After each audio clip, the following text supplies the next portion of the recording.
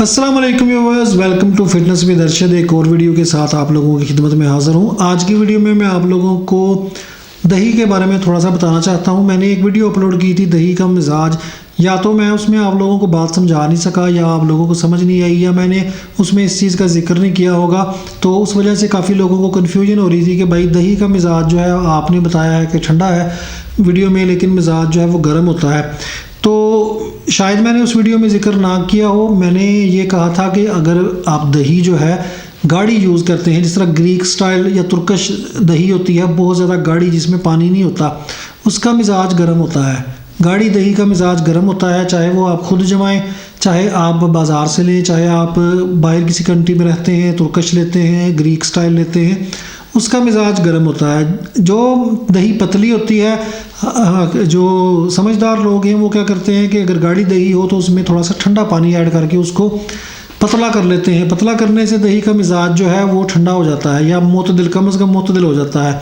तो मैंने इस तरह आप लोगों को बताया होगा, मे भी मेरे बताने में गलती हुई होगी, तो उसके लिए माजरत। बाकी मैं ये आप लोगों को क्लियर करना चाहता था कि दही का मिजाज जो है, गाढ़ी दही का मिजाज गर्म होता है, पतली दही का मिजाज जो है वो ठंडा और मोतदिल हो जाता है।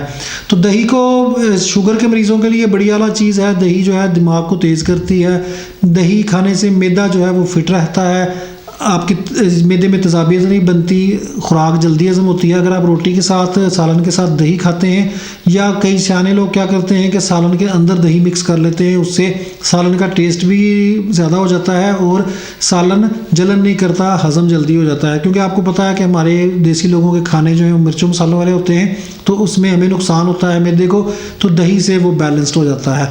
दूसरे नंबर पे दही में अगर आपको कब्ज़ का इसका लूज़ मोशन का मसला है, बहुत ज़्यादा लूज़ मोशन आ रहे हैं, तो पतली दही लेके उसमें आप छिलका डाल लें, इसबगोल का छिलका, उसको थोड़ा सा थोड़ी देर पड़ा रहने दें, 5-10 मिनट। जब छिलका थोड़ा सा फूल जाए, मिक्स हो जाए, वो खाने से आपके मैदे को फौरी आराम मिलता है, लूज़ मोशन में आपको फ़ायदा होता है।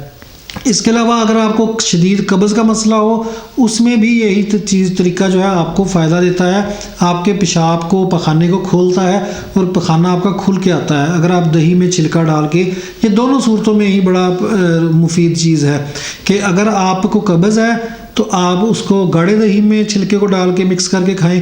अगर आपको लूज़ मोशन का मसला है तो पतले दही में छिलका डाल के, इसबगोल का छिलका डाल के इस्तेमाल करें। इंशाल्लाह इससे आपको बड़ा फ़ायदा होगा।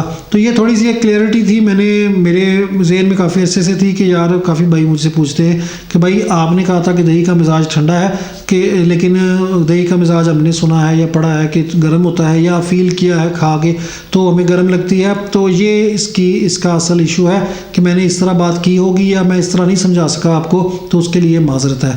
तो उम्मीद है कि इस वीडियो से आप लोगों को फ़ायदा हुआ होगा। अगली वीडियो तक के लिए मुझे इजाज़त दें। अल्लाह हाफिज़।